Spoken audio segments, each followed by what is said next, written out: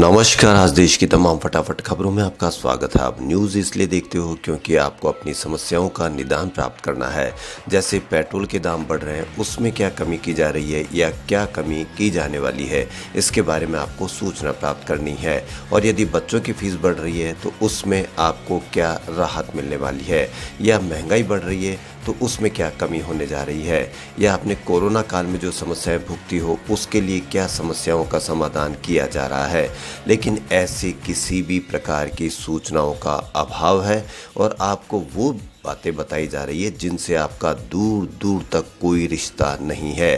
तो इसलिए ऐसे चैनलों को बढ़ावा दे जिनमें आपके लिए समस्या का समाधान हो।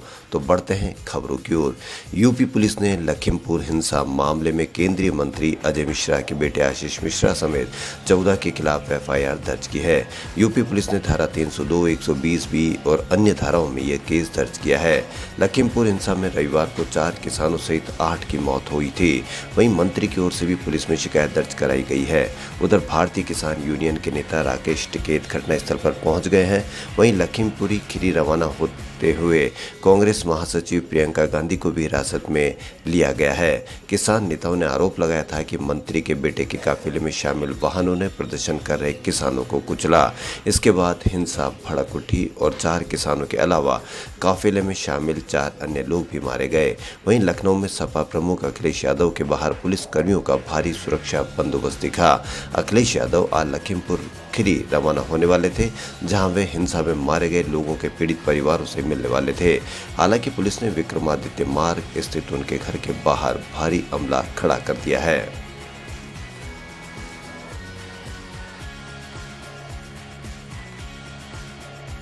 उत्तर प्रदेश के लखीमपुर खीरी में हिंसा में 4 किसानों समेत 8 लोगों की मौत की घटना के बाद सियासत शुरू हो गई। यहां किसान डिप्टी सीएम केशव प्रसाद मौर्य और केंद्रीय गृह राज्य मंत्री अजय मिश्रा टेनी के खिलाफ प्रदर्शन कर रहे थे। आरोप है कि इस घटना में केंद्रीय मंत्री का बेटा शामिल था। यूपी हिंसा को लेकर तमाम विपक्षी दल योगी आदित्यनाथ सरकार पर निशाना साध रहे हैं। इसी बीच एआईएमआईएम के सुप्रीमो असदुद्दीन ओवैसी ने लखीमपुरी खीरी कांड के लिए सरकार को जिम्मेदार ठहराते हुए पीड़ित परिवारों को मुआवजा देने की मांग की है। असदुद्दीन ओवैसी ने अपने ट्वीट में कहा, योगी राज में कानून व्यवस्था पूरी तरह से दम तोड़ चुकी है। लखीमपुर खीरी कांड इस बात का ठोस सबूत है। 8 लोगों की जान जा चुकी है। इसकी जिम्मेदारी सिर्फ सरकार पर आयद होती है। हादसे में कथित तौर पर एक केंद्रीय मंत्री के बेटे शामिल थे। इस वजह से जांच की निष्पक्षता पर सवाल उठ सकते हैं।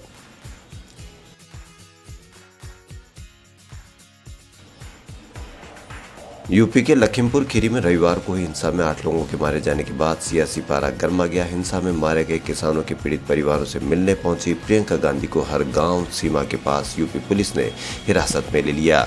यूपी कांग्रेस ने सोमवार को ट्वीट कर जानकारी दी कि प्रियंका गांधी को हिरासत में लेने के बाद सीतापुर पुलिस लाइन ले जाया जा रहा है।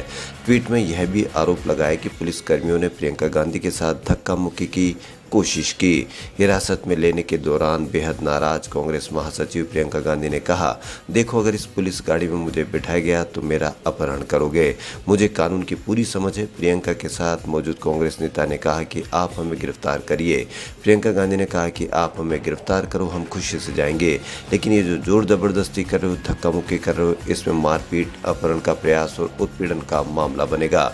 मैं सब कुछ समझती हूँ, छू कर देखो मुझे, जाके अपने अफसरों और मंत्रियों से वारंट लेकर आओ, ऑर्डर लाओ, महिलाओं को आगे मत करो। तुम्हारे प्रदेश में कानून नहीं होगा, लेकिन देश में कानून है, तुम्हारा कोई हक नहीं है।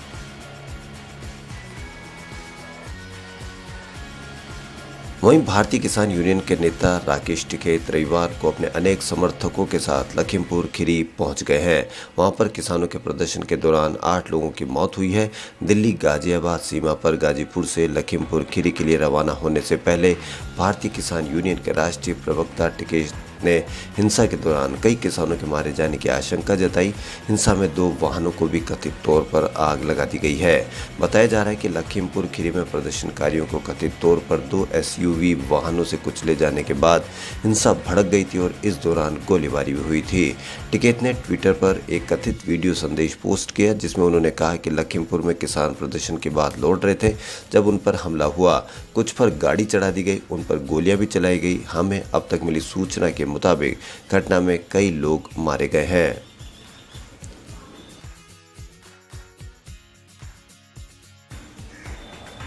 वहीं आम आदमी पार्टी ने भी रविवार को उत्तर प्रदेश के लखीमपुर खीरी में हुई हिंसा की घटना की सीबीआई से जांच कराने की मांग की है।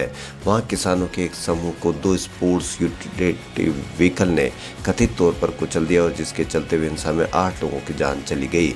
दिल्ली के मुख्यमंत्री और आप संयोजक अरविंद केजरीवाल ने मांग की कि इस तरह के जघन्य अपराध के अपराधियों को कड़ी सजा दी जाए। आप सांसद संजय सिंह ने भी मांग की है कि हत्यारों को कड़ी सजा दी जाए। उन्होंने प्रधानमंत्री नरेंद्र मोदी से 3 नए कृषि कानूनों को वापस लेने का आग्रह किया, जिसके खिलाफ किसान पिछले 10 महीनों से प्रदर्शन कर रहे हैं। सिंह ने ट्विटर पर एक वीडियो संदेश में कहा कि कुछ दिन पहले अजय कुमार मिश्रा ने एक बयान में कहा था कि वह 2 मिनट में विरोध करने वाले किसानों को सही रास्ते पर ला देंगे।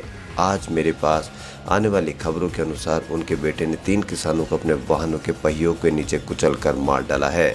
उन्होंने एक अन्य ट्वीट में एक वीडियो भी साझा किया है।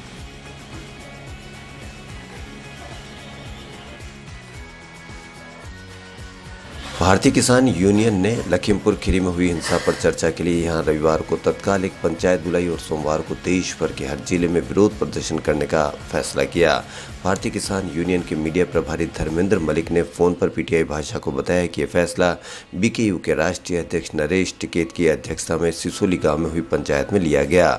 मलिक ने कहा कि यह तय किया गया है कि किसानों के समूह हर जिले में जिला प्रशासन के कार्यालयों के बाहर प्रदर्शन करेंगे। पंचायत के दौरान बीकेयू ने संयुक्त किसान मोर्चा द्वारा लिए गए निर्णय पर टिके रहने का भी संकल्प किया, जो नवंबर 2020 से केंद्र के विवादास्पद कृषि कानूनों के विरोध का नेतृत्व कर रहे हैं। उन्होंने कहा कि 200 से अधिक किसानों और बीकेयू समर्थकों का एक समूह उसके नेता राकेश टिकैत के नेतृत्व में रविवार रात लखीमपुर खीरी जा रहे हैं।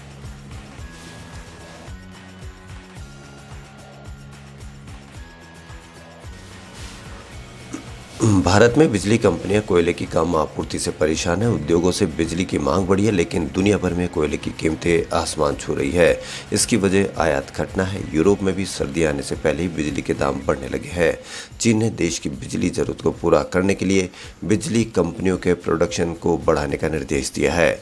इसके साथ ही चीन में बिजली के इस्तेमाल पर पाबंदियां भी लगाई गई है।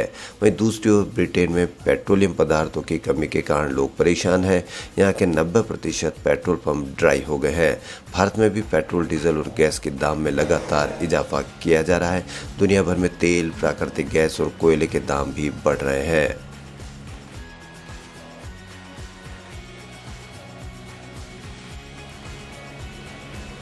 तारक मेहता का उल्टा चश्मा में नट्टू काका की भूमिका से मशहूर हुए घनश्याम नायक का 77 साल की उम्र में निधन हो गया। वे कैंसर से जूझ रहे थे। नट्टू काका के निधन की खबर की पुष्टि शो के प्रोड्यूसर असित मोदी ने की। उन्होंने सोशल मीडिया पर लिखा कि हमारे प्यारे नट्टू काका हमारे साथ नहीं रहे। परम कृपालु परमेश्वर उन्हें अपने चरणों में स्थान दे और परम शांति दे। उनके परिवार को एक दुख सहन करने की शक्ति दे। नट्टू काका, हम आपको नहीं भूल सकते। खबरों फिलहाल इतना ही। यदि आपको हमारा चैनल पसंद आए तो लाइक, सब्सक्राइब और शेयर अवश्य करें। धन्यवाद।